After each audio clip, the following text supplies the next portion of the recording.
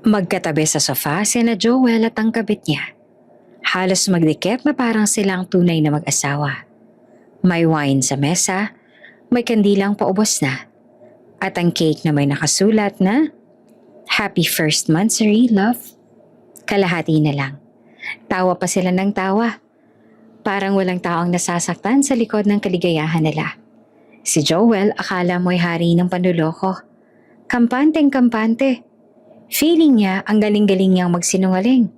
Ang hindi niya alam, bawat subo ng cake ay palapit ng palapit sa huli niyang masayang sandali. Pareho silang nanlamig nang biglang bumukas ang pinto at nakatayo ang isang babaeng may maleta.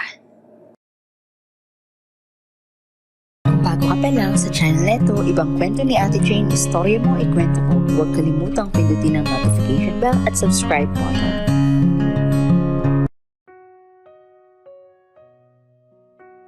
Tahimik ang silid ng dorm ni Mara sa ikalimang palapag ng building. Ang lamig ng aircon ay parang kaunting ginhawa sa pagod niyang katawan. Pero kahit na ganoon, ramdam niya ang bigat ng katawan at puso niya. Nakaupo siya sa gilid ng maliit na bunk bed.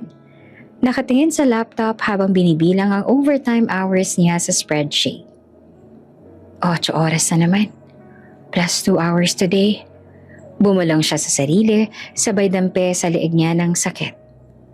Kung sa tingin nila nakakapagod to, ay di ba mas lalo pang nakakapagod sa pamilya ko sa probinsya? Pinindot niya ang send na transfer app. Halos nanlalata ang mga mata niya. Nanginginig ang mga kamay sa sobrang pagod. Pero alam niyang may ngiti sa mukha ni Joel kapag dumating ang perang ito sa kanilang account. Tumayo siya at naglakad papunta sa maliit na bintana. Ang lungsod sa gabi ay puno ng ilaw at ingay. Pero sa kanya, parang tahimik at malayo. Nakaramdam siya ng lungkot at pagkamis. Tumunog ang laptop niya, notification ng video call. Joel! Mahinang sigaw niya habang hinahawakan ng headset. Hi love! Sumagot naman si Joel. Nakangiti pero halatang may iniisip. Kamusta ka dyan? Okay lang, medyo pagod. Pero okay. Ikaw Joel, busy? Maya-maya, napansin ni Mara na mabilis ang kilos ng asawa niya. Parang gusto agad na matapos ang tawag. Yeah. Medyo. May meeting pa after this, pero okay lang. Okay ka lang ba dyan? Tanong ni Joel habang nakatingin sa paligid. Hindi diretso sa camera. Okay naman, sagot ni Mara. Napangiti siya ng bahagya. Pero may kaunting kirot sa puso. Nag-overnight ka na naman sa office? Medyo. Alam mo na, sagot ni Joel. Basta huwag ka mag-aalala. Okay lang kami dito. Tahimik sandali at nakaramdam si Mara ng kakaibang lungkot sa bilis ng pakikipag-usap ni Joel. Parang may iniiwasan siya. Pero pinili niyang wag nang pagpilitan. Mas importante sa kanya ang ngiti ni Joel. Habang nag-uusap, hindi niya namalayan ang anino sa likod ng kanyang asawa. Babaeng may mahabang buhok ang dumaan sa doorway. Lumingon sandali at nagpakita ng mabilis ng ngiti kay Joel. Ngiti na parang may sikreto.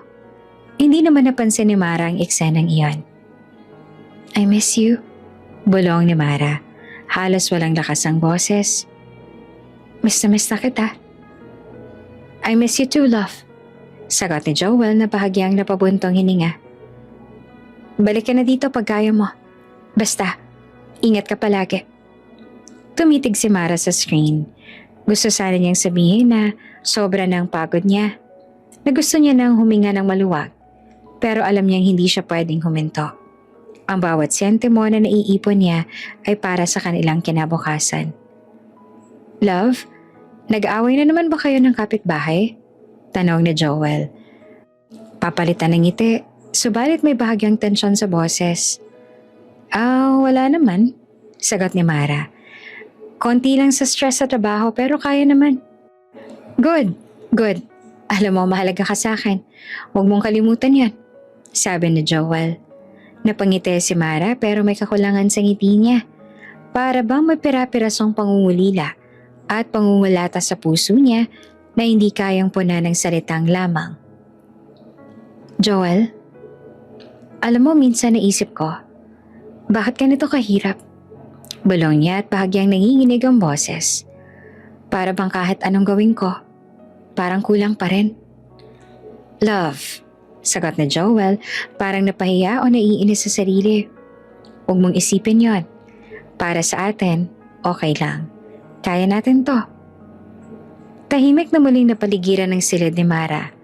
Nakatingin siya sa screen, sa mukha ni Joel at sa mga palad niyang nanginginig sa pagkakapagod. Napapailing siya. Alam niyang kailangan niyang maging matibay. Hindi para sa sarili, kundi para sa pamilya niya sa probinsya. Babalik na ako, pagkaya ko. Bumulong si Mara. Higit para sa sarili niya kesa sa naririnig ni Joel. Sabihin mo lang, love. Sagot ni Joel at tila nagmamadali nang matapos ang tawag. Mag-iingat ka palagi. See you soon, ha? Okay, love you. Mahina ngunit tapat na sagot ni Mara. Love you too. Naka-off ang video call. Nanatili si Mara sa harap ng laptop. Huminga siya ng malalim. Pinipilit-pilitin na pigilan ang luha. Pagod na siya. Sobrang pagod. Pero alam niyang may dahilan ng lahat ng sakripisyong to. Bawat araw, bawat overtime, bawat pag-iwas sa sariling pagkain para makatipid ay para sa kinabukasan nilang pamilya. Lumapit siya sa kama at humiga. Nakatingin sa kisame. Sa likod ng kanyang isipan, may damdaming hindi niya maipaliwanag. Parang may kaunting hiwaga sa bawat mensahe, sa bawat tawag, na hindi niya kayang punan sa sarili niyang presensya. Ngunit pinili niyang manahimik at magtiyaga. Okay lang, kakayanin ko to. Bulong niya sa sarili sa dilim ng kwarto. Para sa pamilya, kakayanin ko. At habang unti-unti siyang natutulog, ang lamig ng gabi at ang tahimik ng dorm ay naging saksi sa kanyang walang sawang sakripisyo. Isang sakripisyong tahimik, puno ng pagod pero may pag-asa. Matahimik ang opisina ni Joel. Nakaupo siya sa leather chair at nakatingin sa monitor habang mabilis siyang in-scroll ang feed sa social media. Sa gilid ng mesa ay nakalinya ang ilang mamahaling pabango at isang bagong wallet na kakabili niya lamang. Lumapit ang office assistant. May dalang envelope na may sticker ng priority transfer. Sir, may incoming remittance from Mara, sabi ng assistant. Ngunit hindi siya agad tumingin sa dokumento. Thanks. Ilagay mo na lang sa desk ko. Sagot ni Joel at sa sandaling yon, mabilis siyang tinabi ang envelope sa drawer. Tinanggal ang ibang dokumento at sinigurong walang makakakita. Sa kabilang silid, sa dorm abroad, nakaupo si Mara sa sofa. Hawak ang phone. May notification ng text mula kay Joel na nag-flash ng sandali lang. Mabilis siyang na-delete bago pa ito mabasa. Bulong ni Mara sa sarili, bahagyang napasinghap. Bakit kaya ganito ang timing? Tumunog ang video call niya. Pinindot niya ang green icon. At sa kabilang dulo, lumitaw si Joel. Nakangiti at may hawak na tasa ng kape. Para sa mundo, normal ang eksena. Maalaga at mabait. Hi love, bati ni Joel sabay abot sa screen. Nagkakape ka na ba dyan? Hi, oo, kape lang. Sagot ni Mara. Pilit na nginitian ang sarili habang may bahagyang kirot sa dibdib niya. Alam niya na may tinatagong asawa. Good. Love, today na lang ako bahala sa pagpadala sa pamilya mo. Relax ka lang ha? Sigurado akong darating lahat yan sa kanila. Sabi ni Joel at may malambot na boses. Puno ng pangako na para bang wala nang dapat alalahanin si Mara. Salamat Joel. Nakakagaan naman ang loob sa ganon. Sagot ni Mara at pilit pinipigilan ng kutob sa nararamdaman niya. Wala yon, love. Sagot ni Joel. Alam mo, gusto ko lang masiguro na may pahinga ka rin. Hindi ka na kailangang mapagod. Alam mo, todo effort ka na dyan sa work mo. Tumango si Mara at medyo napangiti. Salamat, pero alam mo na, gusto ko makatulong sa pamilya ko kahit konti. Huminga naman si Joel ng malalim. Mabilis siyang tiningnan ng phone. May flash na notification muli ng text. Pero agad niyang dinilit bago pa ito mabasa ni Mara. Muling nag-smile, para bang walang nangyari. Love, Promise, relax lang. Todo effort ka na dyan. Kailangan mo ring i-enjoy ang oras mo. Mag-reward ka rin sa sarili mo dyan. Sabi niya sabay tingin sa screen na parang tinitiyak ang pagiging maalaga niya sa panlabas sa mundo. Okay, Joel. Sagot ni Mara na medyo may alinlangan. Ngunit pinili niyang wag nang magtanong. Alam niya na hindi lahat ng bagay ay kailangang idaan sa confrontation. Lalo na kapag pagod at sabik siyang magpadala ng pera para sa pamilya niya. Sa drawer ng opisina ni Joel, bukas ang envelope na dapat ipadala sa family ni Mara. Kinuha niya ang pera at may bahagyang bahagi niyang inilagay sa safe sa tabi ng kanyang desk. Ang natira, mababang halaga na lamang. Yun ang kanyang ipapadala. Sulyap lang niya sa mamahaling pabango sa tabi at isang manipis na ngiti ang umusbong sa kanyang labi. Konti na lang. Okay to. Bumulong siya sa sarili. Parang naglalaro sa sarili niyang mundo. Samantala, sa dorm ni Mara, tinitingnan niya ang phone na para bang may nararamdaman, ngunit hindi niya masabi. Pinindot niya ang app para tingnan ang remittance, pero may delay. Delay naman. Okay lang. Siguro may technical issues lang. Bulong niya. Pinilit niyang huwag isipin ang posibilidad na may bawas sa pinapadala. Joel, miss ko na talaga ang pamilya ko. Sabi ni Mara sa video call. Halatang may lungkot sa tinig. Alam ko, love, alam ko. Sagot ni Joel.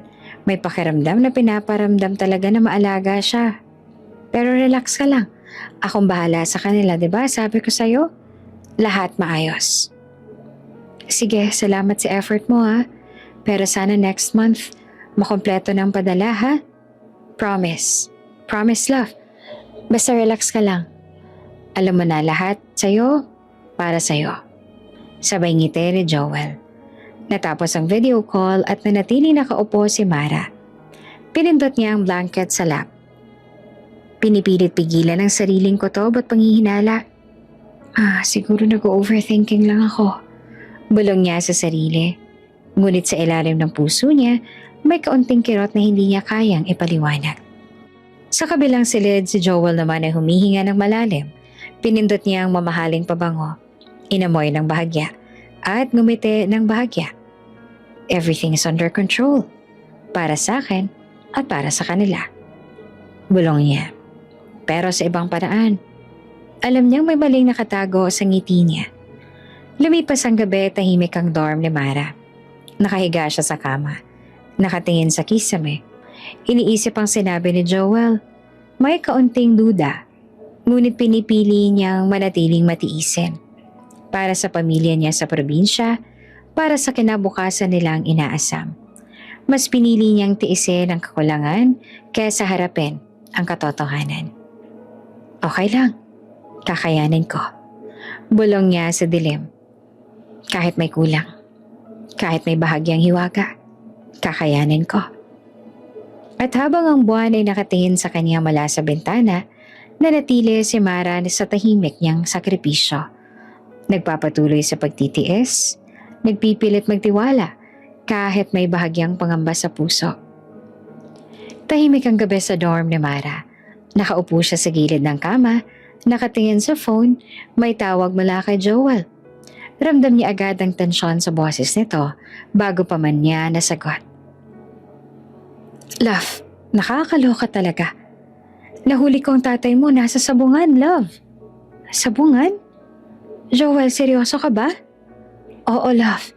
Pinapakalma ko lang ang sarili ko para tawagan ka pero grabe, love. Nakaka-frustrate talaga. Sinasayang niya lang ang pera mo.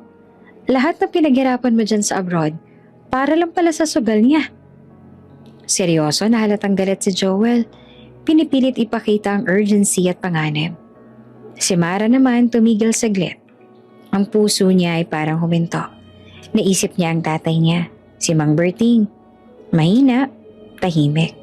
Simpleng tao lang na halos walang luho. Ngunit dahil malayo siya, dahil mahal niya si Joel, naniwala siya sa boses na puno ng galit at concern. Hindi ko alam. Mahina niyang sagot. Nanginginig na ang kamay habang hawak ang phone. Sigurado ka ba, Joel? Hindi yan katuwaan lang? Love, alam mo namang hindi ako nagbibiro dito.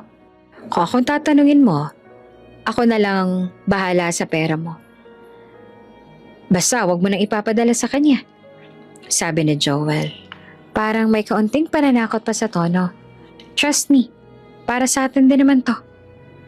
Si Mara naman ang laban sa sarili niyang emosyon. Ramdam niya ang bigat sa dibdib. Gusto niyang ipagkatiwala kay Joel ang lahat. Gusto niyang panindigan ang pagmamahal niya sa asawa, pero hindi maalis ang guilt na unti-unting pumapasok.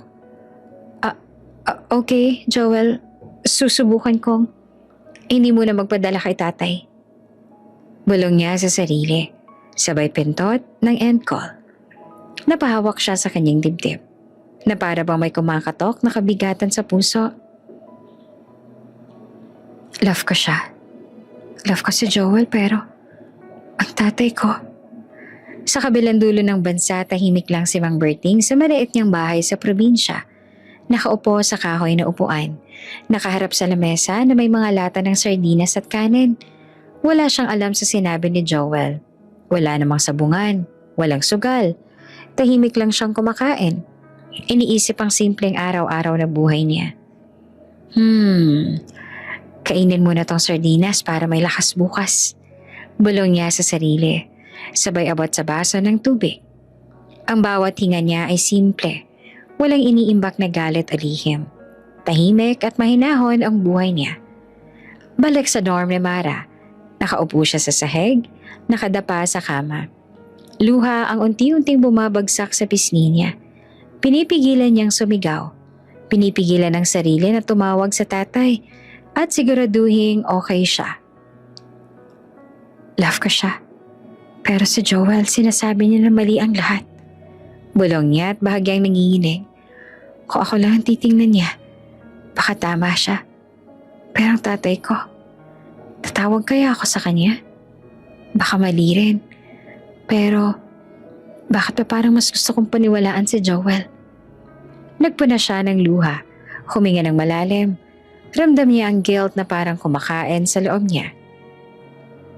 Kung hindi ako nagpadala, baka naman magutom si tatay. Pero kung magpadala naman ako, baka masila lang ang lahat. Para sa kinabukasan namin. Tumango siya sa sarili, pinipilit maging matatag. Hindi, kaya ko to. Kakayanin ko para sa pamilya namin sa hinaharap. Lumipas ang gabi at tahimik ang dorm. Nakahiga si Mara sa kama, nakatingin sa kisame. Sa isip niya, paulit-ulit ang boses ni Joel sa call. Trust me, para sa atin to. Ngunit sa ilalim ng puso niya, may bahagyang pag-aalinlangan. Hindi niya maalis-alis ang kutob, pero pinili niyang maniwala sa minamahal niya. Sa sumunod na araw, habang si Joel ay nagkakape sa kusina, tinitingnan niya ang kanyang phone. May flashing notification, pero mabilis niyang dinelete. Parang dati. Sa tabi niya nakalinya ang bagong pabango at wallet. Muling umiti siya. Alam niyang kontrolado niya ang lahat. Ang pera, ang narrative, at ang tiwala ni Mara. Sa probinsya kumakain ng si Mang Berting ng pandesal, tahimik, walang kamalay-malay sa intriga at paninira sa kanya. Para sa kanya, simpleng araw lang ito. Pero para kay Mara, gabi-gabing laban sa guilt, sa tiwala at sa pag-ibig. Natapos ang araw ni Mara sa tahimik na pag-iyak. Pinipigilan ang sarili na tumawag sa tatay. Pinipilit niyang ipanatag ang puso. Ngunit alam niyang may kaunting pira-pirasong hiwaga sa bawat salita ni Joel. Para sa kinabukasan. Para kay Joel. Kakayanin ko. Bulong niya sa dilim ng dorm habang ang ilaw ng street lamp sa bintana ay pumapasok sa silid. Naglalarawan ng kalungkutan, pangungulila at sakripisyong walang humpay. Ang guilt ay mabigat, ngunit ang tiwala niya sa asawa ay mas mabigat pa. Sa kanyang puso, nananatili ang paniniwala. Kahit mali o tama, para sa minamahal niya, kakayanin niya ang lahat. Tahimik ang dorm ni Mara sa gabi. Nakaupo siya sa sofa, nakatingin sa phone na parang may mabigat na nakasabit sa bawat notification. May isang chat mula sa kakilala niya sa barangay sa probinsya. Nakita niya agad ang pangalan, Lorna.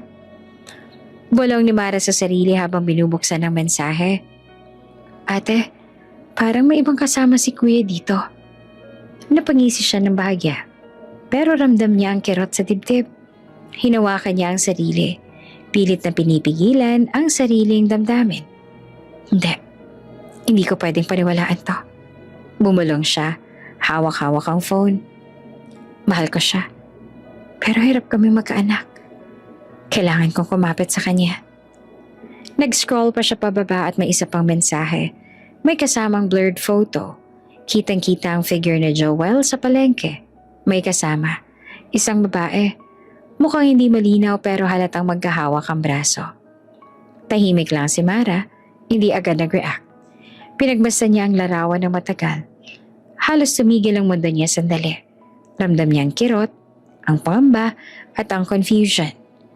Ngunit kahit ganoon may bahagi sa kanya na pinipilit i-rationalize ang nakita. Blurred lang naman yan. Siguro may kamag-anak siya o baka hindi yan totoo. Bulong niya sa sarili, pilit na pinipigil ang luha. Pinindot niya ang delete button. Naalis ang mensahe sa screen, pero hindi naalis ang pakiramdam sa dibdib niya. Parang may maliit na tinik na dumikit. Huminga siya ng malalim at bumuntong hininga. Hindi gagawin ni Joel yan. Mahal niya ako. Bumulang siyang muli at halos nag-usap sa sarili. Pilit niyang kinukumpirma ang tiwala niya sa asawa. Kahit may bahagyang alingaw-ngaw ng duda sa isipan. Tumahimik ang kwarto. Nakatingin siya sa bintana. Sa ilaw ng buwan na dahan-dahang pumapasok. At sa dilim na parang sumasalamin sa kanyang kalungkutan. Iniisip niya kung paano kung mali siya. Kung may tinatago si Joel. Pero mas matindi ang takot niya na masira ang kanilang pamilya. Habang nakahiga siya sa kama, napailing siya sa sariling mga iniisip. Nag-scroll siya sa lumang chat logs nila ni Joel, sa mga sweet texts, sa mga video call snapshots at mga screenshots ng kanyang mga padala. Lahat ng yon ay nagpapaalala sa kanya ng pagmamahal na ibinigay ni Joel para may pruweba na dapat paniwalaan ang puso niya kaysa sa blurred photo. May dumating na notification, bagong chat mula sa kapitbahay niya. Ate, baka gusto mong malaman, pero ikaw nang bahala. Napabuntong hininga si Mara at muling pinindot ang delete. Hindi ko kailangan to. Kapit lang, kakayanin ko to para sa pamilya namin. Tumayo siya at naglakad sa bintana, hinawakan ng rehas. Ramdam niyang malamig na simoy ng hangin sa mukha. At sa bawat hinga, pinipilit niyang tanggalin ang kirot at pangamba. Alam ko namang hindi yan gagawin ni Joel eh. Hindi niya ako masasaktan. Hindi niya sisirain ang pamilya namin. Bulong niya at halatang nakikipagkontra sa sariling duda. Ngunit sa ilalim ng puso niya, may maliit na tinik ng pangamba. Parang paalala na ang mundo ay puno ng kwento. At minsan, hindi lahat ay ganap na nakikita sa unang tingin. Pinaupo niya ang sarili sa kama. Hawak ang kumot sa dibdib, tumigil siya sandali at isinara ang mga mata. Pinipilit maging matatag. Kapag mahal mo ang isang tao, kailangan mong maniwala. Kahit may parinig, kahit may blur, kapit lang. Bumulong siya. Halatang nanginginig ang boses sa emosyon. Tumigil siya at huminga ng malalim. At muling nag-scroll sa lumang larawan nila ni Joel. Mga ngiti, mga yakap sa video call, at mga texts na puno ng pagmamahal. Para sa kanya, ito ang katotohanan na dapat paniwalaan, higit sa anumang parinig o larawan. Nakatikim siya ng luha na hindi niya hinayaang bumagsak. Pinipilit hawakan ng tiwala at pagmamahal na ibinigay ni Joel. Kapit lang, kakayanin ko. Sa hirap at tungkot, kakayanin ko. Bulong niya sa dilim ng kwarto. Lumipas ang gabi at nakahiga si Mara. Nakatingin sa kisame sa ilalim ng kanyang puso. Pinipilit niyang palakasin ang tiwala sa asawa niya. Kahit may parinig, kahit may pangamba. Ang pagmamahal at pangarap na magkaroon ng pamilya ay mas malakas kesa sa anumang duda. Tahimik ang gabi sa barangay. Nakaupo si Aling Tess sa gilid ng bakod, hawak ang phone. Sa kabilang kanto, nakatayo ang kanyang kapitbahay na matagal nang nakapansin ng kakaibang kilos ni Joel sa kanilang lugar. Aling Tess, kailangan mo tong malaman, sabi ng kapitbahay. Halos pabulong at habang binubuksan ng phone, may naka-record na video. Blurry man. Kitang-kita ang babae na pumasok sa bahay ni Joel sa gabi. Tahimik at maingat ang kilos. Ha? Ano yan? Nagulat si Aling Tess. Hawak ang mga bulsa ng damit niya sa kaba. Si Joel. May babae. Lagi na lang siya nandyan sa bahay. Kahit gabi na. Hindi pamilyar ang babaeng yan. Pero labas-pasok siya. At lumalabas lang sa madaling araw. Sabi ng kapitbahay. Binubukas ang video sa screen. Napatingin si Aling Tess. Huminga ng malalim. Grabe. Pero paano namin malalaman kung totoo yan? Tingnan mo mismo, sagot ng kapitbahay. Naka-video ako, diba? Nakita ko siya mismo. Hindi ko nga inakala na matapang ako mag-record, pero kailangan malaman ng pamilya ni Mara. Sa kabilang dulo naman ng lungsod, sa dorm abroad nakaupo si Mara sa sofa, hawak ang laptop. May bagong chat na naman mula sa kapatid niya sa probinsya. Ate, tumawag si Tita Tess. May ipapakita raw siya sa atin para malaman mong totoo. Napangiti si Mara pero may halong kaba. Bakit parang hindi ako ready sa totoo? Bumulong siya sa sarili. Samantala, sa bahay ni Joel gabi na rin ang oras. Nakapwesto na si Joel sa sala. Nakatayo sa gilid ng pintuan. Nakatingin sa labas ng bintana. Hindi niya alam na may nakatingin sa kanya. Si kapitbahay na palim na nagre-record ng video. Habang chinecheck ni Joel ang paligid, isang babae naman ang pumasok sa bahay niya. Tahimik at maingat. Naglalakad patungo sa sala. Mabilis siyang naglakad papalapit kay Joel. Parang may lihim na koneksyon sa kanila. Wala naman may nakakita. Bulong ni Joel sa sarili. Sabay ngiti sa babae. Ngunit sa labas ng bintana, nakatayo ang kapitbahay. Hawak ang phone, pinipilit hindi mag-detect. Pagkatapos ng ilang minuto natapos ang video at palihim na sinend ng kapitbahay kay Tita Tess at sa ilang kamag-anak ni Mara. Hindi na sila nakapagpigil. Nakita nila mismo ang galaw ni Joel at ang babae. Parang hindi naman yan ordinaryong bisita lang. Sa abroad, nakaupo si Mara sa harap ng laptop. Binuksan niya ang video at sa unang frame pa lang ramdam niya na ang bigat sa dibdib. Ang kaba, galit at lungkot ay sabay na pumasok. Ano? Ano ba to? Bumulong siya at halos hindi makapaniwala. Nakatingin siya sa screen. Sa mga kilos ni Joel. Sa babae na nakangiti sa kanya. At sa eksenang parang lihim na silang dalawa lang ang nakakaalam. Pinundat niya ang pause, tinitigan ang bawat frame. Parang tumigil ang oras sa harap niya. May halong sakit sa puso. May halong pangamba. Ngunit kahit na ganon, may maliit na bahagi ng puso niya ang naniniwala pa rin. Parang ayaw niyang tanggapin ang kabuoang katotohanan. Sa kabilang dulo, nakatingin si Joel sa labas ng bintana. Ramdam niya ang tensyon sa paligid. Mukhang nakita nila. Bulong niya at halatang nag-aalala. Ngunit mabilis siyang ngumiti. Para bang pinipilit kalmado ang sarili. Hindi pa nila nakikita lahat. Kontrolado ko pa rin. Samantala si Mark hawak ang laptop, umiiyak. Hindi niya mapigilan ang mga luha. Joel, bakit ganito? Bulong niya sa sarili. Habang pilit na pinipigilan ang sarili na sumigaw o tumawag. Ramdam niya ang galit, lungkot at pangungulila sa mga taong mahal niya sa probinsya. Ngunit kahit na ganon, may halong takot sa puso niya. Takot na masira ang pamilya nila. Takot na masira ang relasyon niya kay Joel. At takot na mawalan ng pag-asa sa pangarap na magkaroon sila ng sariling pamilya. Hindi siya gagawa ng ganito. Alam kong mahal niya ako. Bumulong siyang muli at hawak-hawak ang laptop. Ngunit sa bawat frame ng video, mas lumalakas ang kaba at duda niya. Habang umuulan sa labas, nakaupo si Mara sa kama. Nakatingin sa kisame. Iniisip niya mga nakalipas na parinig, ang mga mensahe, at ngayon ang video pa na pinadala ng kapitbahay.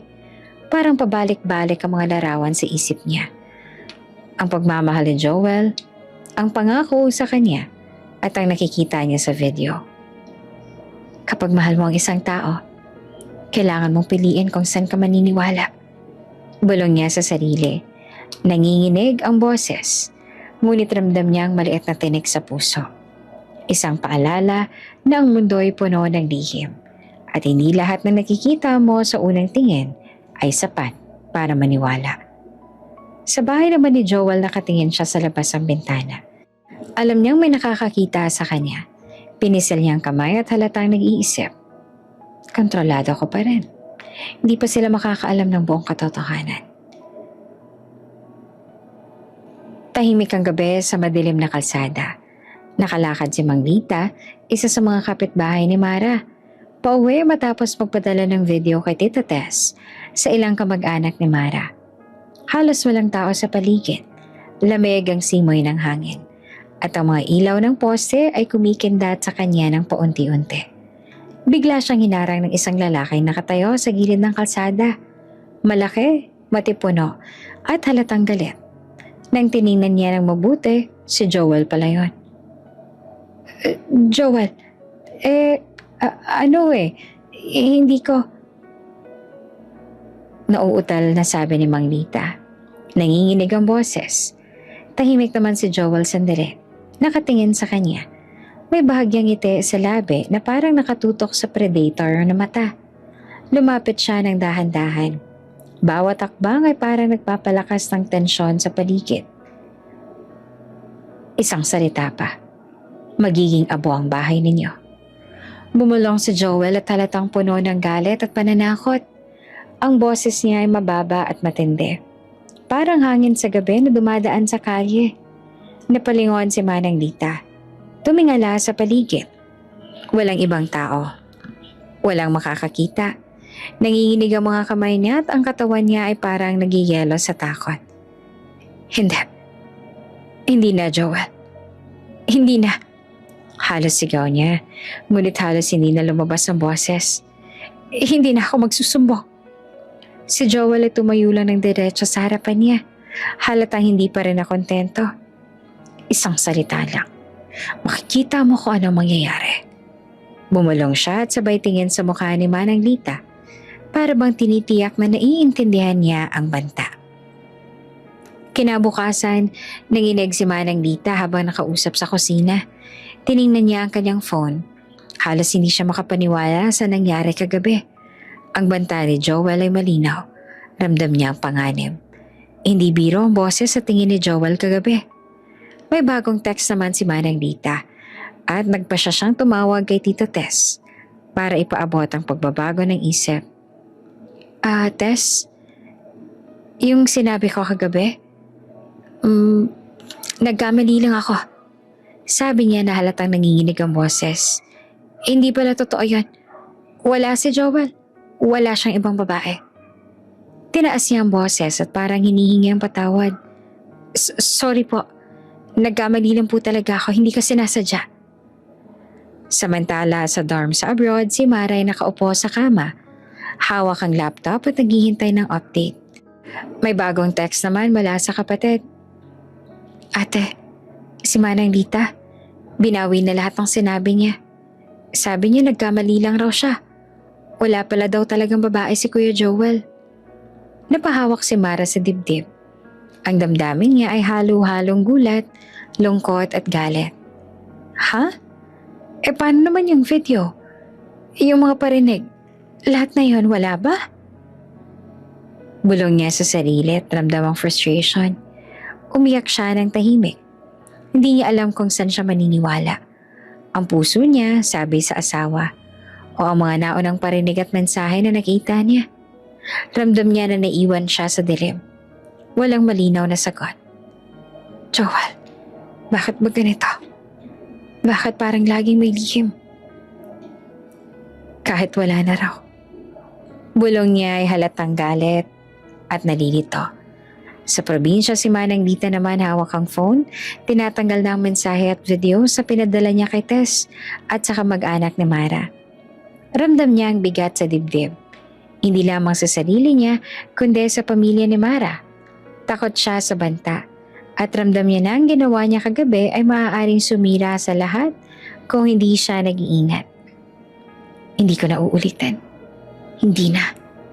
Bulong niya sa sarili na nanginginig pa rin. Sa kabilang silid, si Joel nakatayo naman sa sala. Nakatingin sa labas ng bintana. Halatang nakontento sa kanyang ginawa. Alam niya na naipatigil niya ang banta at may kontrol pa rin siya sa sitwasyon. Ngunit sa ilalim ng kanyang muka, may halong tensyon. Alam niya na bawat kilos niya ay may kasamang panganib at paranoia. Habang gabi na naman sa dorm ni Mara, nakaupo siya sa sahig. Nakadapa sa kama, hawak ang laptop. Ramdam niya ang frustration at lungkot. Ang katotohanan ay parang naglalaro sa kanya. Parang naiwan sa dilim at hindi alam kung sino ang dapat paniwalaan. Hindi ko alam. Hindi ko alam. Bulong niya habang umiiyak ng tahimik. Lahat ng pinaghirapan ko. Lahat ng pag-asa. Parang naglalaro lang sa harap ko. Wala akong kasiguraduhan.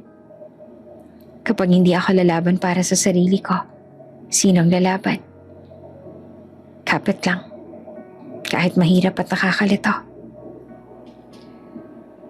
Tahimik ang dorm ni Mara sa gabi. Tanging ilaw ng lamparang nagliliwanag sa paligid. Nakaupo siya sa sofa, hawak ang laptop at naghihintay sa video call ni Joel. Halos sumala naman ang puso niya sa excitement nang mag-ring ang call. Hi love! Bati ni Joel, hawak ang kanyang cellphone sa isang kamay. Nakangiti ng malapad. Halatang may kasamang drama ang ngiti niya. Hi, Joel. Sagot naman ni Mara. Nanginginig sa excitement at saya. Miss na kita. Miss na rin kita, love. Sobra. Bumulong pa si Joel na halos gumalaw ang ulo papalapit sa camera.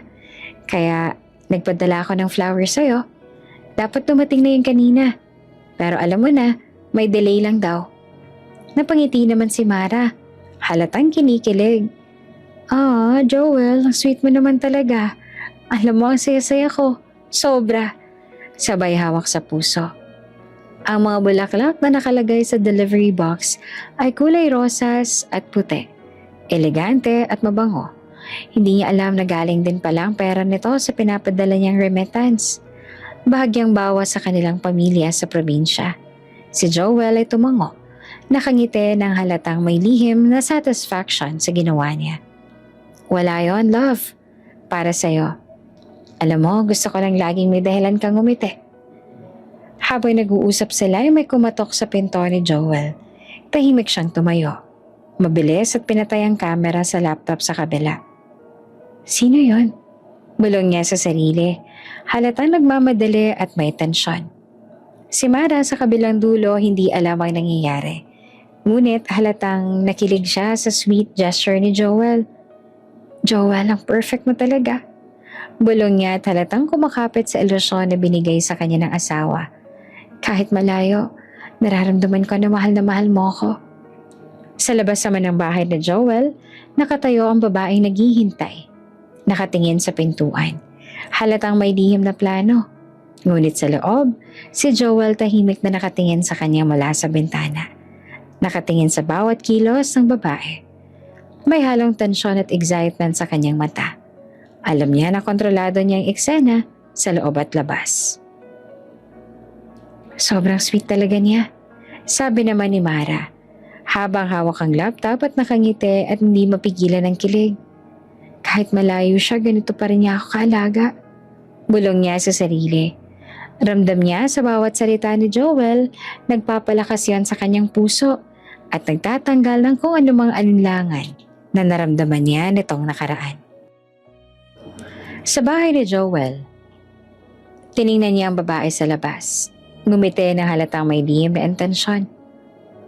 Huwag kang gagalaw. Sandali lang. Tapos aalis ka na. Mabilis niyang sinara ang pintuan. Tiniyak na walang makakakita. Lumabas siya sa sala at humarap sa delivery box ng bulaklak. Hinawakan niya ang mga bulaklak at bahagyang ngiti sa labi. Perfect. Perfecto. Bumulong siya sa sarili.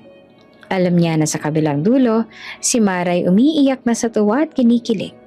Hindi niya alam ang buong eksena sa Pilipinas. Si Mara, hawak ang bulaklak na pinadala, hindi mapigilan ng kilig. Joel, thank you talaga. Sobra. Saya-saya ko, sobra. Bumulong siya at pinisil ang kamay sa dibdib. Parang kahit malayo, nararamdaman ko pa rin ang pagmamahal niya. Ngunit sa kabilang dulo, si Joel nakatingin sa camera. Nag-smile ng malapad. Halatang kumikilos ang puso niya sa tagumpay ng ilusyon na pinapalitan niya sa puso ni Mara. Love, lagi mong tatandaan na kahit malayo tayo, mahal kita at walang makakapalit sa'yo. Bumulong siya. Halatang nagpe-perform. Sa labasan ng kwarto ni Joel, tahimik na naghihintay ang isang babae. Halos tumigil ang mundo niya sa excitement at tensyon. Alam niyang sandaling eksena lang ito at kailangan niyang maghintay para sa tamang pagkakataon. Sa dorm naman ni Mara, nakaupo na naman siya sa sofa. Halos hindi makapaniwala sa ginawa ni Joel. Ang mga bulaklak, ang mga narinig na salita, ang kilig na naramdam niya. Lahat ng iyon ay nagpapaalala sa kanya na kapit lang siya sa asawa kahit may mga parinig at duda sa nakaraan. Joel, mahal na mahal kita. Hindi kita pababayaan kahit na anong mangyari. Bulong niya sa sarili. Halatang kumapit sa ilusyon na pinadama sa kanya. Ngunit sa ilalim ng kilig at saya, may kaunting tinik ng duda na hindi niya kayang ipaliwanag. Isang paalala na ang lahat ng pinapakita sa kanya ay maaaring ilusyon lamang. Kapag mahal mo ang isang tao, minsan, kailangan mo rin maniwala kahit may lihim sa paligid. Kapit lang, kakayanin ko to. Bulong niya habang nakangiti at kinikilig sa bawat salita at galaw ni Joel. 2 taon na. 2 taon ng mahabang gabi sa dorm abroad. 2 taon ng walang tigil na trabaho. 2 taon ng sakripisyo para sa pamilya at sa asawa. Ngunit sa loob ni Mara may naiwang lungkot, pagod at kakulangan. Isang gabi, habang nakaupo sa sofa, hawak ang laptop at nakatingin sa lumang larawan nila ni Joel, may biglang ideya na dumaan sa isip niya. Tumayo siya, huminga ng malalim, at bumulong sa sarili. Uuwi ako. Surprise. Hindi niya yun sinabi kahit kanino. Walang kaibigan, walang pamilya, wala ring kasamahan sa trabaho. Gusto niya itong maging sorpresa. Gusto niyang makita ang ngiti ng asawa, maramdaman ang init na kanilang bahay, kahit sandali lang. Kinabukasan sa airport, hawak niya ang backpack. May dalang maliit na cake at maliit na bulaklak. Pinili niya ang pinakamaliit at pinakamagandang cake na kayang bilhin sa airport bakery. Habang hawak ang cake, bumulong siya sa sarili. Welcome home, Mara. Joel, hindi mo alam to, pero uuwi ako at susurpresahin kita. Nakatingin lang siya sa paligid, sa mga pasahero, sa mga tao na nagmamadali sa kani-kanilang flight. Ang puso niya ay mabilis na kumatok, puno ng excitement at kaunting kaba. Ngunit sa ilalim ng kaba ay may halong pag-asa. Pag-asa na makita ang asawa. Pag-asa na makalimutan ang lungkot at pagod sa nakaraang 2 taon. Habang nakapila sa check-in counter, may text mula kay Joel na dumating sa phone niya. Busy ako tonight. Bahagyang napangiti naman si Mara, ngunit hindi niya binuksan agad ang message. Okay lang. Hindi pa kailangan ng drama. Bulong niya sa sarili. Pinilit niyang huwag isipin ang nakaraan, ang mga parinig at ang mga lihim. Sa halip, inisip niya ang sorpresa at ang saya na maramdaman ni Joel. Sa flight, nakaupo si Mara sa tabi ng bintana. Hawak ang cake sa lap, nakatingin sa ulap at sa liwanag ng araw na sumisilip sa paligid. Ramdam niya ang excitement sa bawat tibok ng puso niya. Pagkatapos ng 2 taon, uuwi na ako. Haharapin ko ng lahat at papasayahin ko siya. Bumulong niya sa sarili. Ang bawat tinga ay parang may kasamang pangarap. Ang makita ang ngiti ni Joel, ang yakap niya, at kahit sandaling simpleng saya lang sa kanilang reunion. Habang lumilipad ang eroplano, naisip niya ang lahat ng nakalipas. Ang mga mensahe, ang mga video calls, ang mga bulaklak, at ang lahat ng ilusyon na ibinigay ni Joel sa kanya. Ngayon, sa bawat segundo sa flight, ramdam niya ang excitement at kaba na hindi alam. Pero mas malakas ang pag-asa kesa sa alinlangan. Wala na akong pakialam sa mga parinig nila. Ang importante ay uuwi na ako at masusurpresa ko na siya. Paglabag sa airport, mabilis siyang lumabas. Hawak ang backpack at cake, halos tumalon sa tuwa sa tuwing iniisip ang eksaktong reaksyon ni Joel pagkakita sa kanya. Habang naglalakad sa parking lot, may bulaklak pa siyang inipit sa gilid ng backpack. Perfect. Tama lang ang timing. Excited na talaga ako makita siya. May mga taong nagmamadali sa paligid. Pero para kay Mara, tila tumigil ang oras. Ang damdamin niya ay halo-halong kilig, kaba at pag-asa. Sa loob ng dibdib niya, ramdam niya na darating ang sandali. Ang sandaling matutunto niya ang bahay nila Joel at mahaharap siya sa misteryo ng nakalipas sa 2 taon. Habang nakaupo sa taxi papunta sa bahay ni Joel, nag-text siya ng maikling mensahe sa phone. "Miss you, love." Ramdam niya na kahit anong nakasulat, hindi niya kailangan to. Ang sorpresa ay para sa kanya pa rin, para sa kanilang dalawa. Ang puso niya ay puno ng excitement. Hindi ko naman kailangan ng kahit sino. Umuwi ako para makita akong asawa ko. Bumulong siya at kumilos ang puso sa tuwa at pag-asa. Joel, andito na ako. Hindi niya na matago ang excitement. Ngunit may halong kaba. Hindi niya alam kung ano magiging reaksyon ni Joel. Tahimik ang gabi sa kalsada habang bumaba si Mara ng tricycle. Ang bag niya ay mahigpit na nakalagay sa balikat. Hawak ang cake at bulaklak na handa sana sa sorpresa niya para kay Joel. Ano na naman to? Bumulong siya at ang dibdib niya ay mabilis na kumatok sa kaba at excitement. Ang bawat hakbang patungo sa pintuan ay parang pinapabilis ang puso niya. Habang papalapit, may narinig siyang tawanan. Lambing, kakaaliw, ngunit para sa kanya ay parang nagdudulot iyon ng kaunting kaba. Hindi naman siguro, baka may bisita lang siya. Bumulong siya sa sarili. Pilit na pinipigilan ng kaba. Ngunit sa ilalim ng puso niya, may maliit na tinik ng duda. Humawak siya sa doorknob. Nanginginig ang kamay niya sa kaba at takot. Joel, andito na ako. Surprise! Bulong niya sa sarili habang dahan-dahang iniikot ang doorknob. Pagbukas niya ng pinto, tumambad sa kanya ang liwanag ng sala. Ang dekorasyon ay mas maganda kaysa sa inaasahan niya. May ilaw, may maliit na kandila sa mesa, at may background music na nakaka-relax. Ngunit sa gitna ng saya at romantikong ambience, may isang babae na nakatayo sa tabi ni Joel. Nakangiti sa kanya. Si Mara, sandaling naipit ang hininga. Halos bumagsak ang cake sa hawak niya sa sobrang gulat. Ang puso niya ay parang huminto sa pagtibok. Joel? Sino yan? Halata sa boses niya ang gulat at pagkabigla. Si Joel naman nakatayo sa tabi ng babae. Biglang napalingon kay Mara. Halos hindi siya makapaniwala sa nakita niya. Si Mara, hawak ang cake at bulaklak. Nakatingin sa kanila na parang wala sa mundo. Love? Hello? Halata sa kanya ang gulat. Sabay ngiti na pilit pinapantayan ng tensyon. Hindi mo alam. Ang babae nakatingin lang. Tila hindi rin nag-aalangan sa presensya ni Mara. Joel, baby?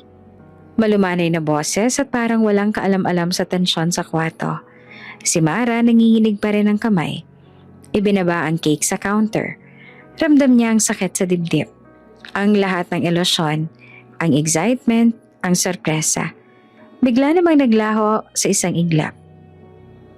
Joel, ano ba to? Bakit may ibang babae sa bahay natin? Halos sumigaw siya at ang boses ay puno ng galit at lungkot. Love, hindi. Hindi mo na dapat to. Hindi ganito. Si Joel ay halatang naguguluhan. Hindi ko dapat Joel? 2 taon. Nagtrabaho ako ng gusto para sa pamilya natin. Para sa'yo. At itong sorpresa. At itong makikita ko. Umiiyak na si Mara. Halos hindi na makontrol ang emosyon.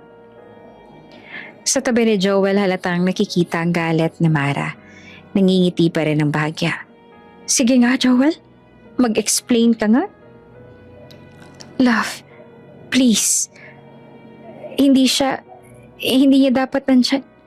Ngunit ang bawat salita ni Joel ay parang nakakasakal sa hangin para kay Mara.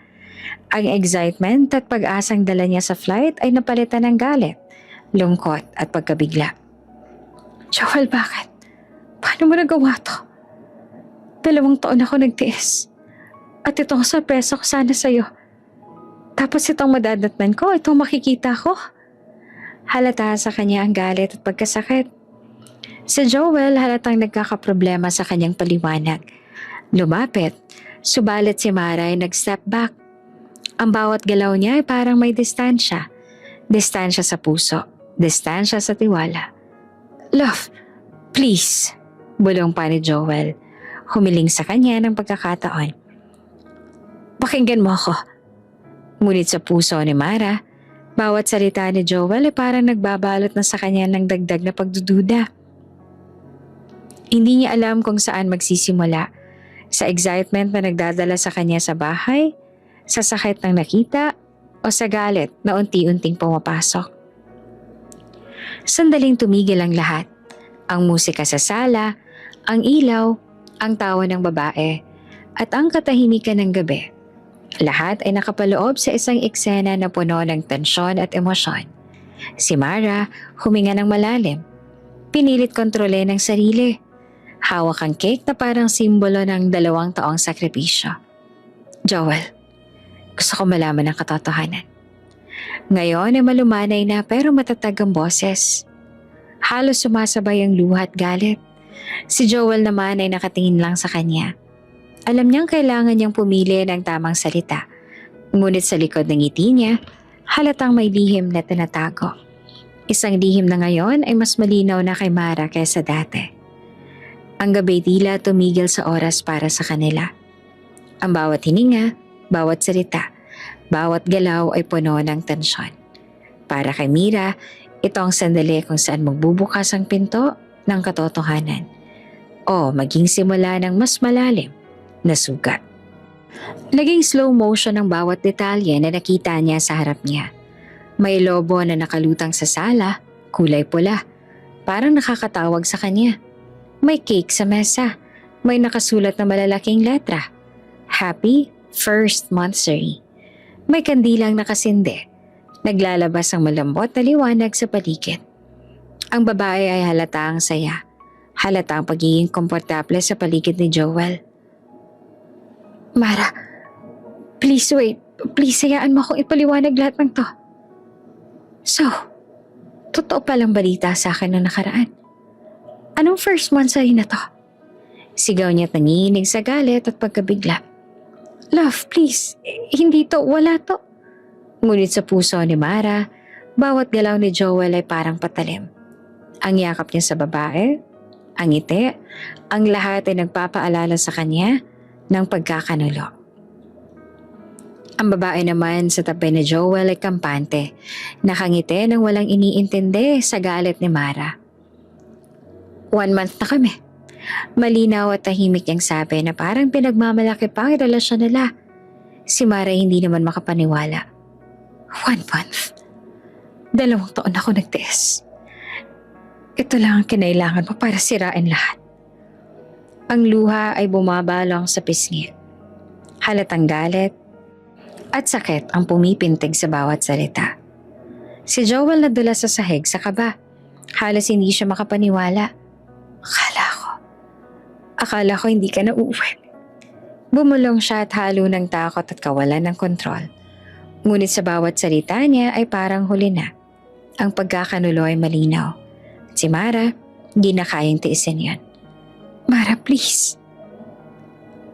Sinubukang lumapit ni Joel, ngunit si Mara humakbang na palayo.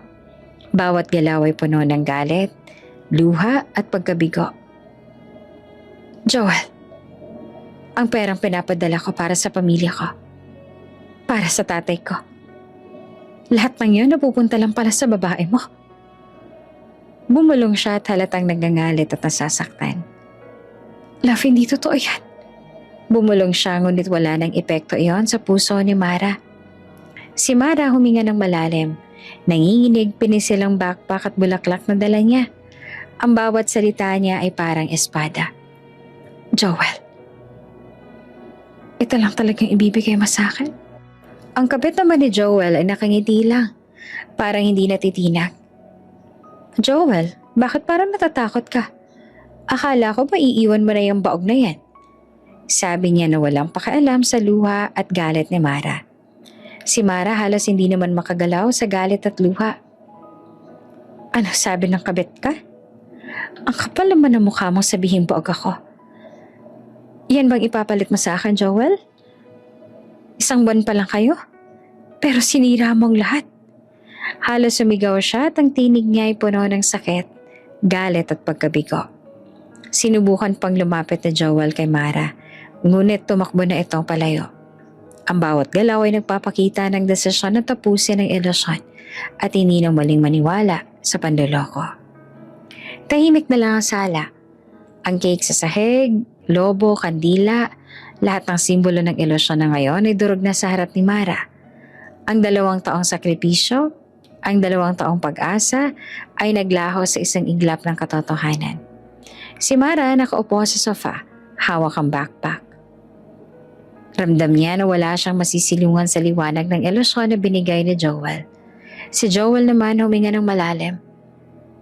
Love, please, ayusin natin to.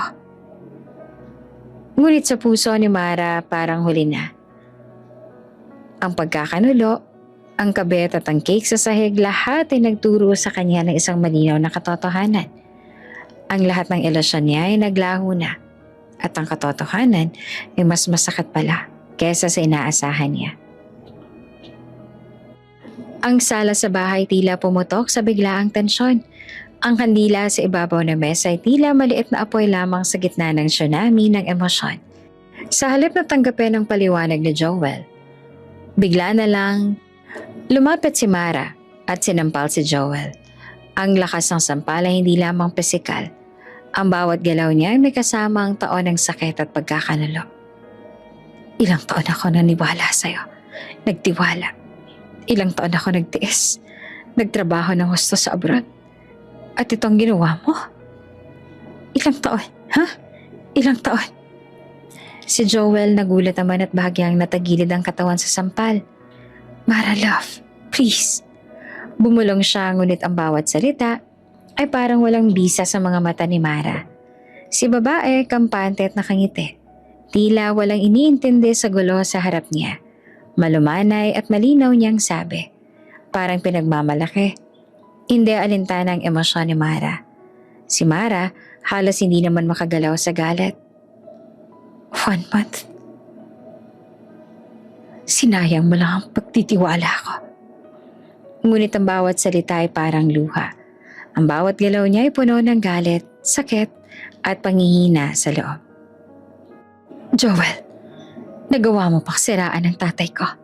Sinabi mo na nagsusugal siya, na hindi ko na siya dapat padala ng pera. Lahat pala ng yan para sa babae mo. Katahimikan sa paligid ang nakaigting sa tensyon. Ang kabet nakatayo lamang, kampante at parang naghihintay sa susunod na eksena. Bakit ba putak ka ng putak?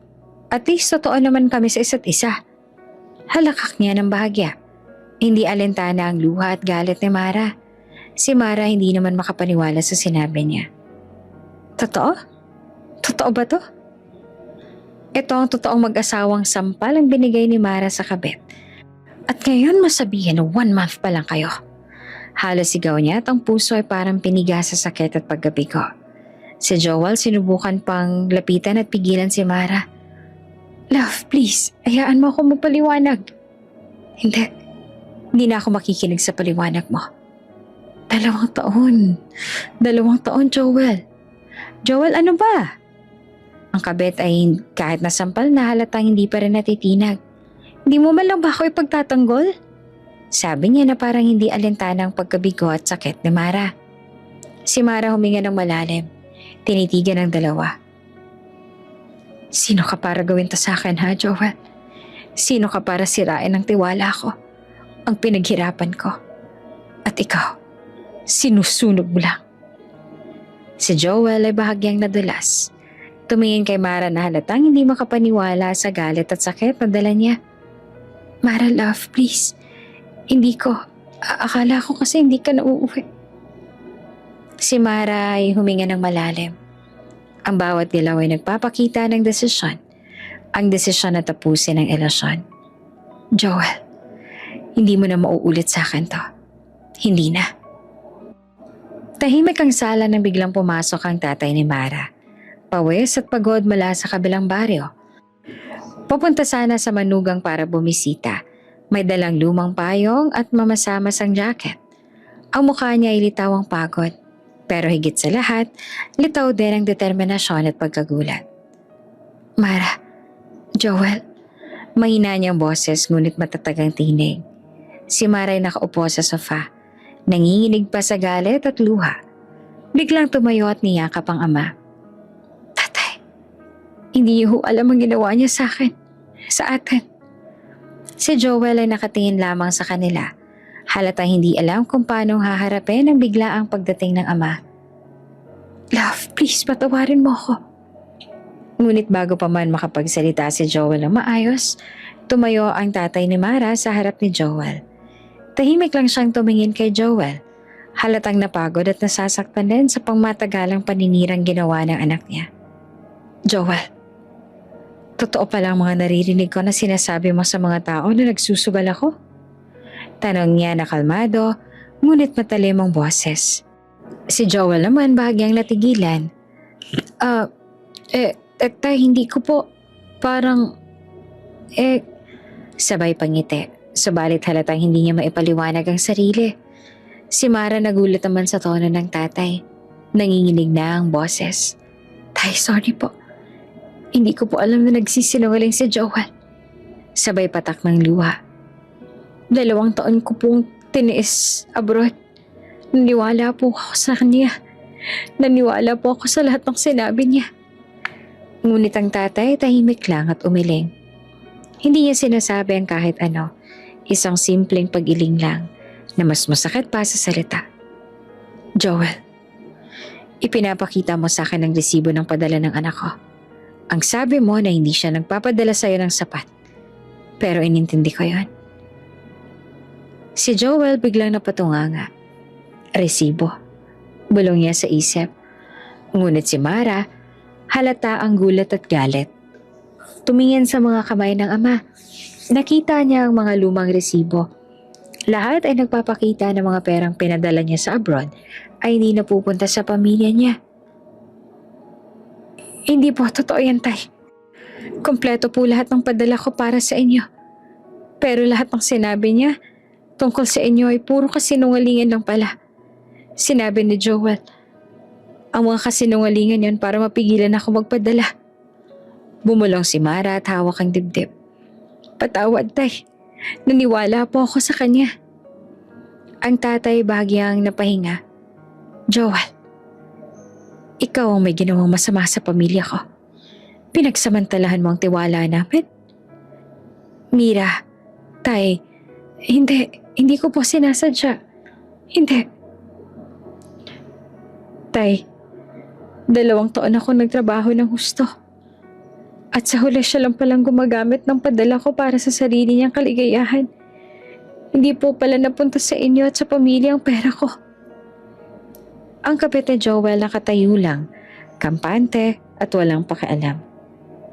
Joel, halika. Ayusin natin to na umalis tayo dito. Totally iwan mo naman talaga siya, di ba? Malumanay ngunit halong kabastusan ng tono.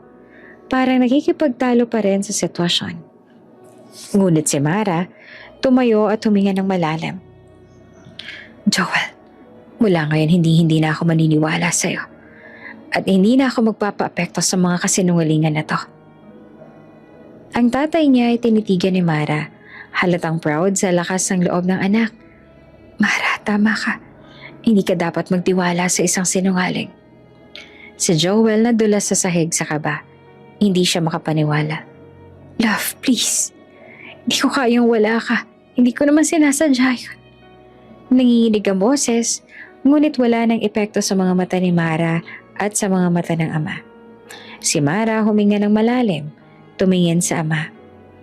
Ang guilt na dati niya nagdama sa tatay ay napalitan ng galit. Galit sa panuloko ni Joel. Galit sa pagkakanulo.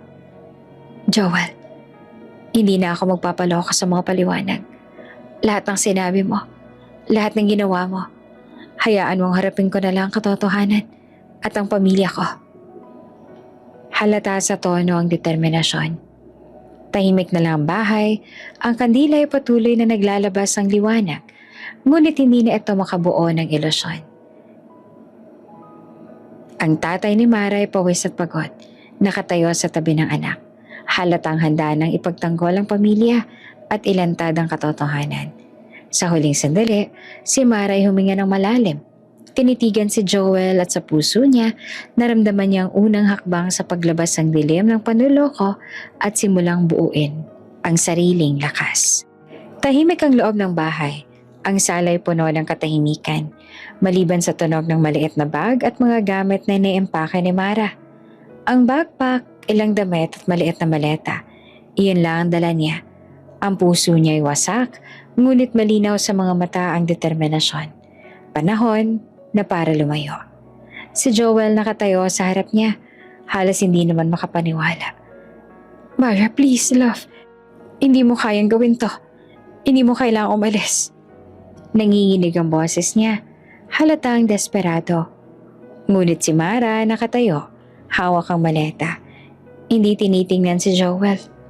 Joel, lahat ng ginawa mo, lahat ng kasinungalingan mo, sapat na.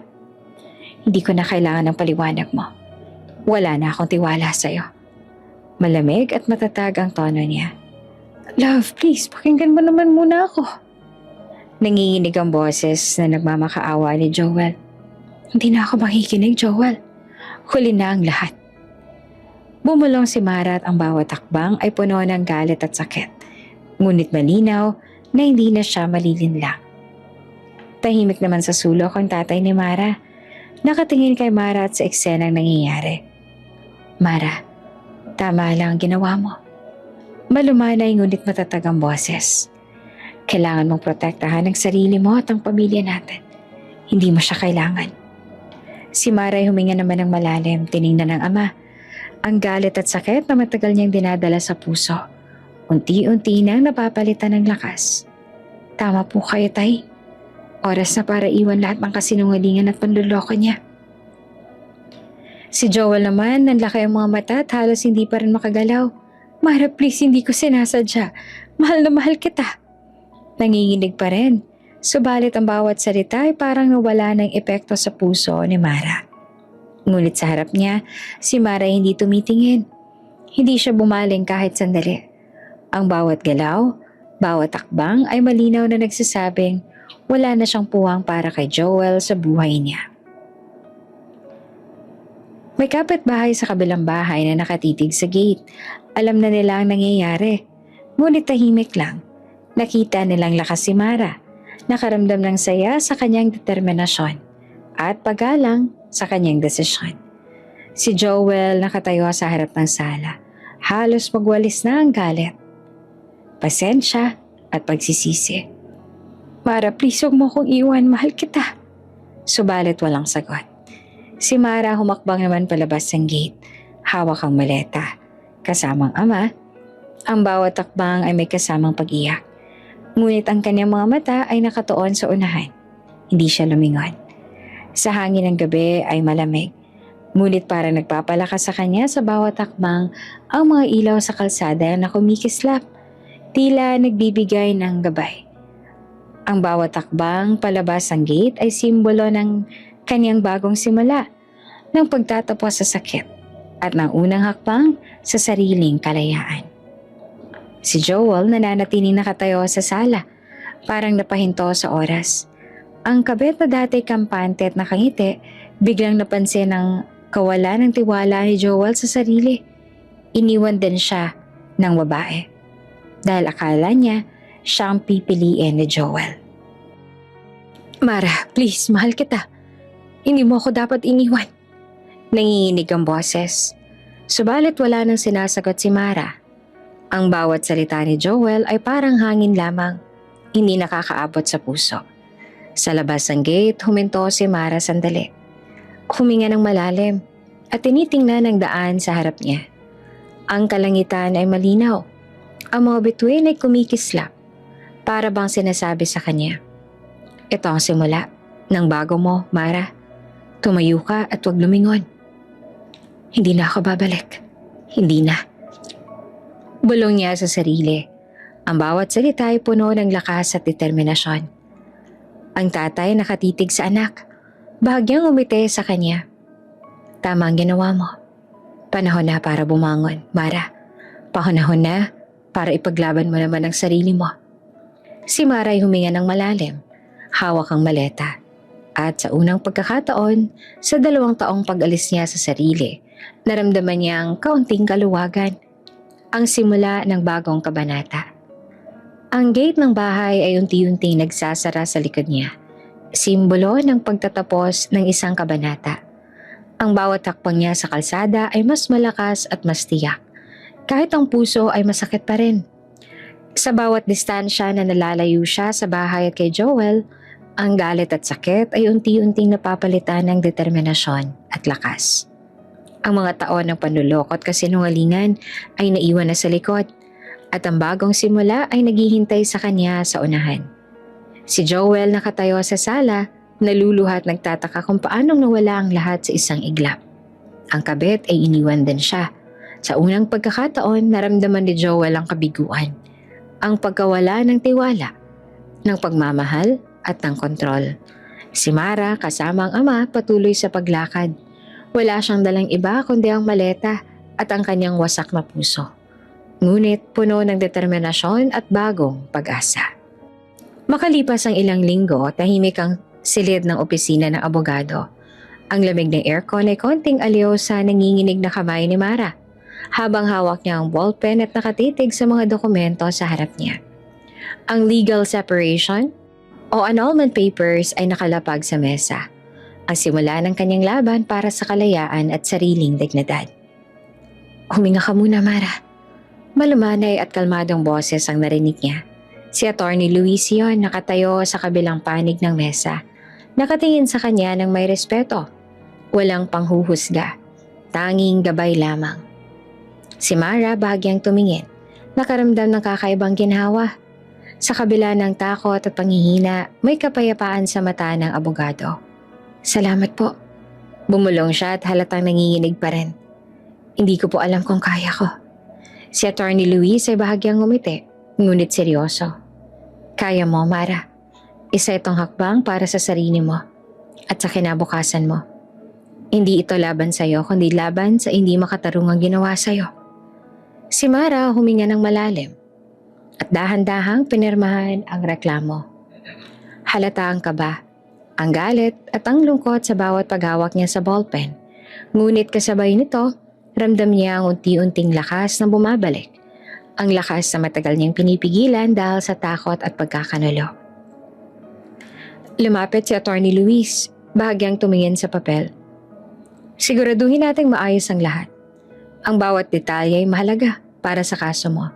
Huwag ka mag-aalala. Akong bahala sa legal na proseso. Si Mara ay nakatingin sa kanya. Nakaramdam ng tiwala sa unang pagkakataon. Mula na magsimula ang gulo sa kanyang buhay. Salamat po, Attorney Luis. Hindi ko po alam kung paano ko kakayanin to kung wala po kayo. Bulong niya. Halatang may halo ng lungkot at pasasalamat. Si Joel naman sa kabilang panig ng korte ay nakatayo sa labas ng opisina. Halatang galit at desperado. Pero bawat takpang na inilalapit niya sa pinto ay tila mabigat. Takot, pagkapahiya, at kawalan ng kontrol ang bumabalot sa kanya. Joel, hindi mo na ako makokontrol. Hindi na ako natatakot sa'yo. Sa unang pagkakataon, nakita ni Mara ang tunay na takot sa mga mata ni Joel. Ang dating malakas, manipis sa kontrol, pang-aabuso ay napalitan ng kawalang kakayahan na pigilan ang galaw ng babae sa harap niya. Joel, please, huwag mong subukang guluhin ang proseso. Mahina ngunit malinaw na boses ni Mara habang pinipirmahan ang huling papel. Si Atty. Luis nakatayo sa tabi niya, kalmado at maayos ang postura. Huwag ka mag-aalala, Mara. Ang proseso ay legal at tama ang posisyon mo.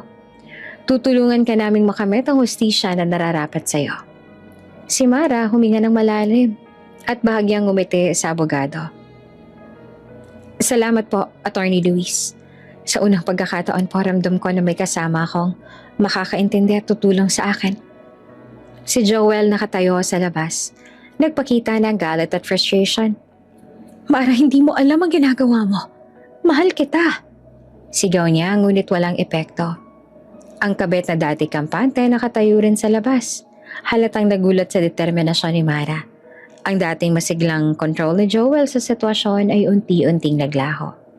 Huminga ng malalim si Mara. Tiningnan ang mga dokumento sa harap niya.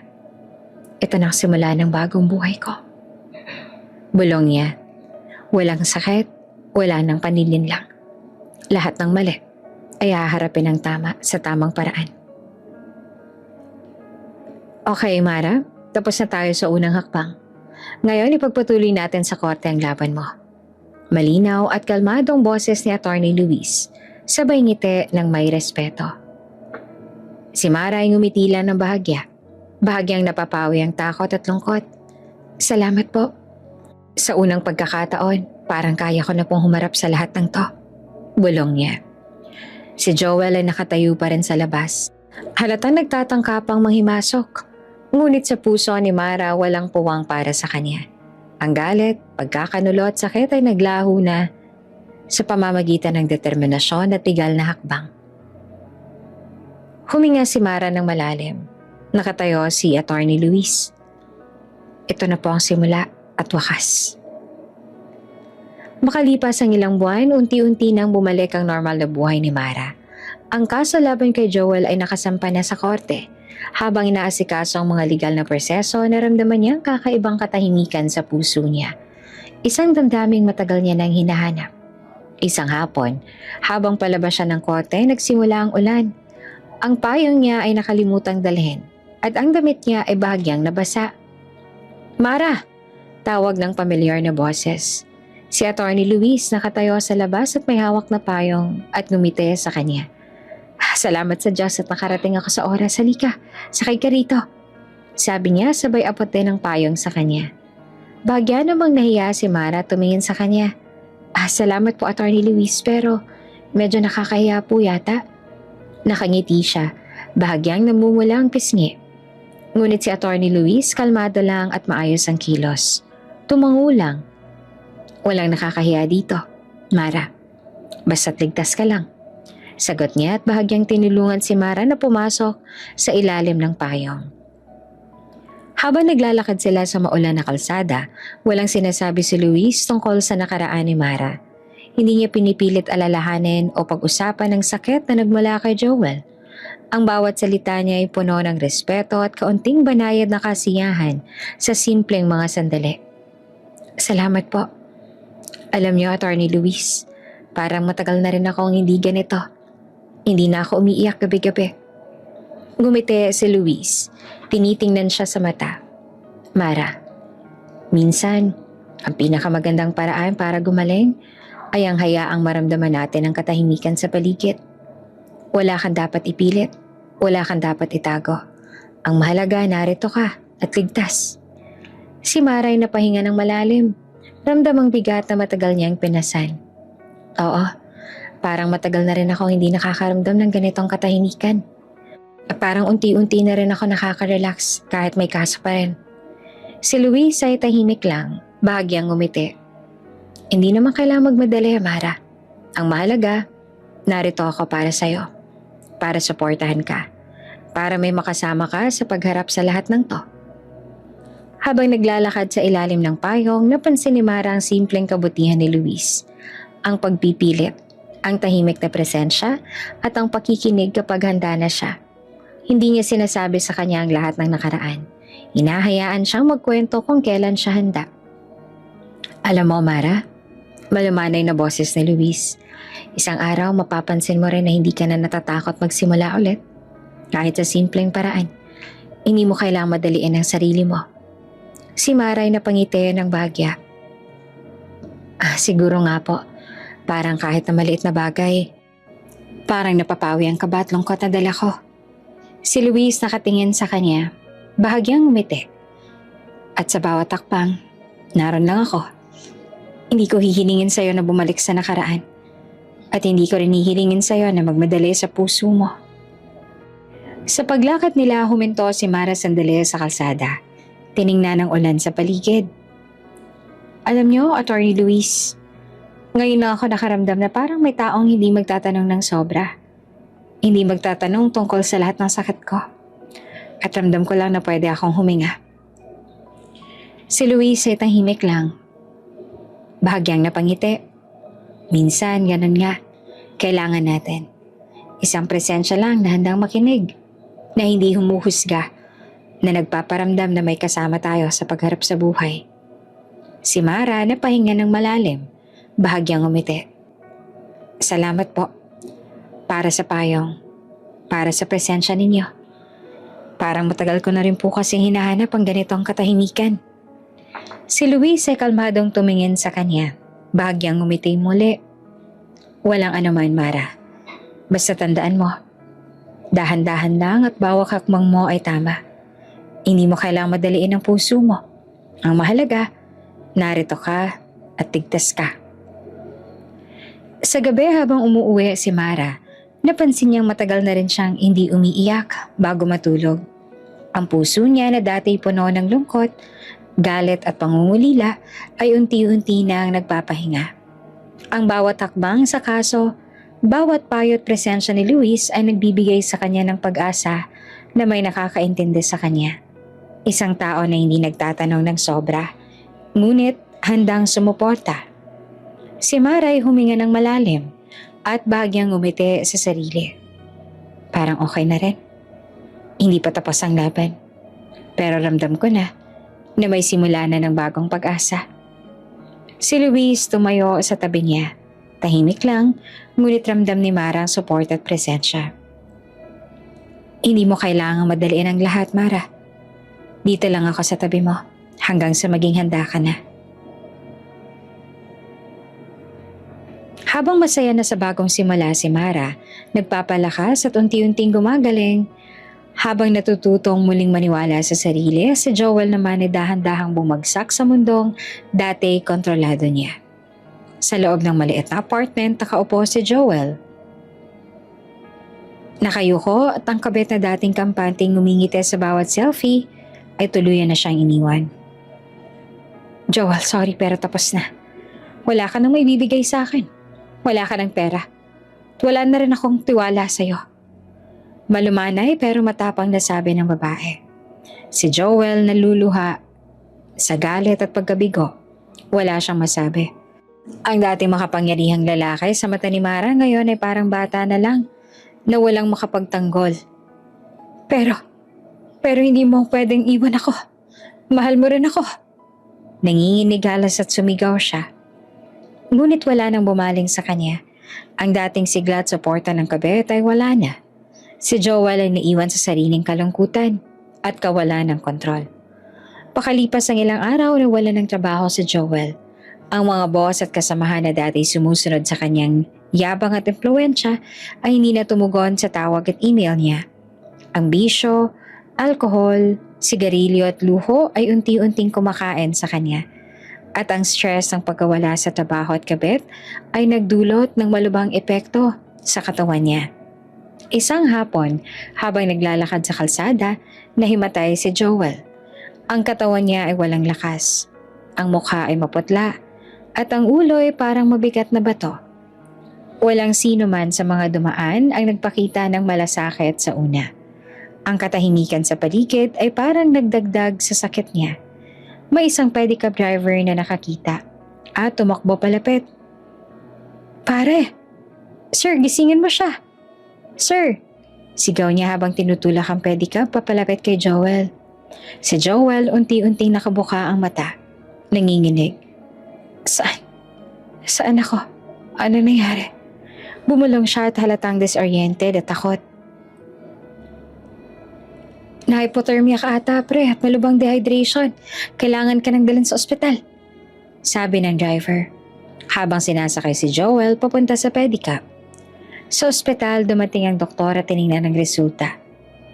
Sir Joel, kailangan po natin ng seryosong gamutan. Ang dugo at iba pa. Kung hindi ka agad magagamot, baka mas lumala ang kondisyon mo. Si Joel ay nakaupo sa kama, nanginginig at napapailing. Dok, paano po? Wala na akong pera at wala akong... Halatang nanluluha at natatakot. Ngunit wala nang nag-aalaga sa kanya. Ang kabet ay iniwan na siya at ang pamilya naman ni Mara ay wala na sa kanya.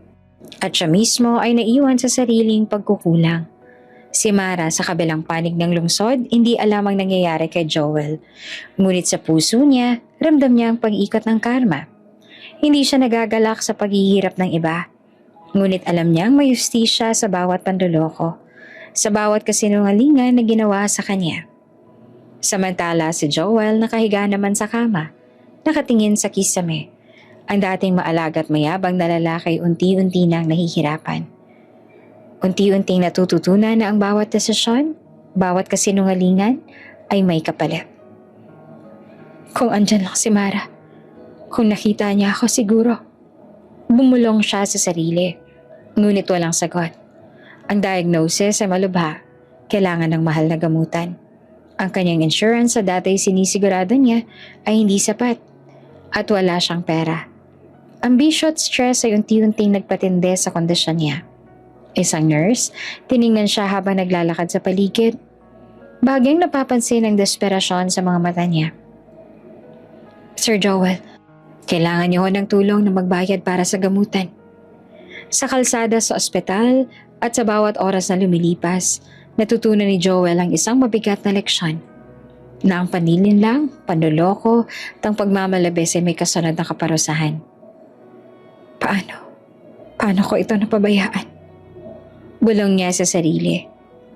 Kung hindi ko lang ginawa ang lahat ng mali, baka ibang nangyayari sa ngayon. Ngunit ang nakaraan ay nakatali sa kanya at ngayon nakaharap siya sa sariling karma. Walang pera, walang nagmamalasakit, walang kabet, walang kontrol. At ang katawan niya ay unti-unting bumabagsak sa bisyo at stress na sinumpa niya sa sarili. Ang buhay ni Joel sa isang iglap ay napalitan ng katahimikan at kawalang pag-asa. Sa ospital habang nakahiga sa kama, ang dating makapangyarihang lalaki ay natutunan na ang tunay na kapangyarihan, hindi nasusukat sa babae o kontrol. Ang karma ay dumarating na hindi inaasahang paraan. At ngayon, si Joel ang nakaharap dito na mag-isa. Si Mara naman sa kabilang panig ng buhay, unti-unting lumalakas at gumagaling. Si Joel sa kabilang panig ay natuto sa pinakamasakit na paraan. Ang karma tila malinaw sa bawat sandali ng kahinaan. Tahimik ang ospital, puti at malamig ang mga pader, parang sumasalamin sa katahimikan ng puso ni Mara habang siya naglalakad sa hallway. Dala ang simpleng bag at isang maliit na bouquet ng bulaklak. Hindi niya alam kung anong mararamdaman niya paglapit sa kama ni Joel. Ngunit alam niyang kailangan niyang harapin. Para sa sarili niya. Sa kabilang dulo ay nakahiga naman si Joel sa kama, payat at mahina. Ang mukha ay maputla at ang mga mata ay halos walang sigla. Nang makita ni Mara ang kanyang dating asawa ay napahinto siya sa hakbang. Joel, may halong lungkot at pangunawa. Ngunit nananatiling matatag ang postura ni Mara. Si Joel naramdaman naman ang presensya ni Mara.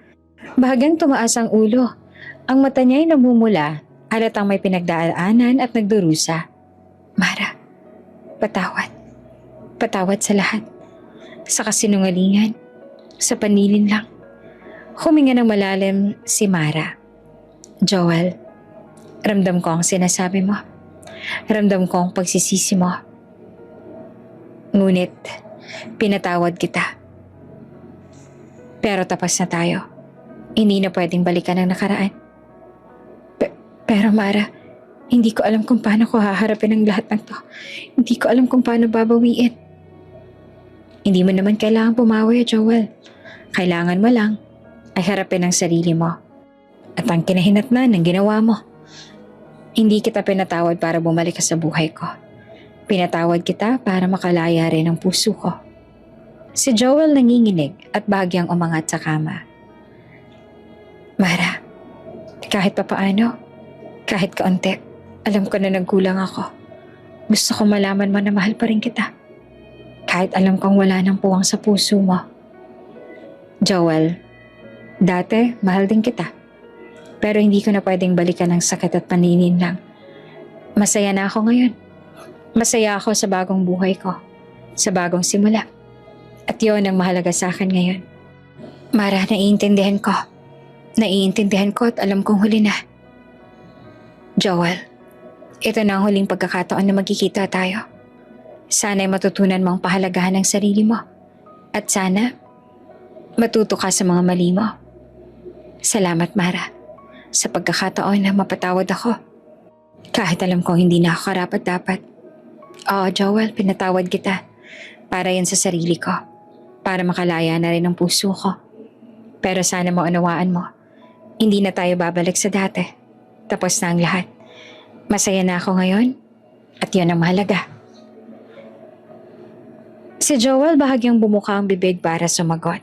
Ngunit tinarang niya ang sarili at napailing lang. Ang bawat luha niya ay puno ng pagsisisi. At ang bawat salita niya ay hindi na kayang baguhin ang nakaraan. Si Mara humarap sa pinto ng ospital. Huminga ng malalim at bahagyang umiti sa sarili. Ang bawat takbang palabas ay puno ng determinasyon at bagong simula.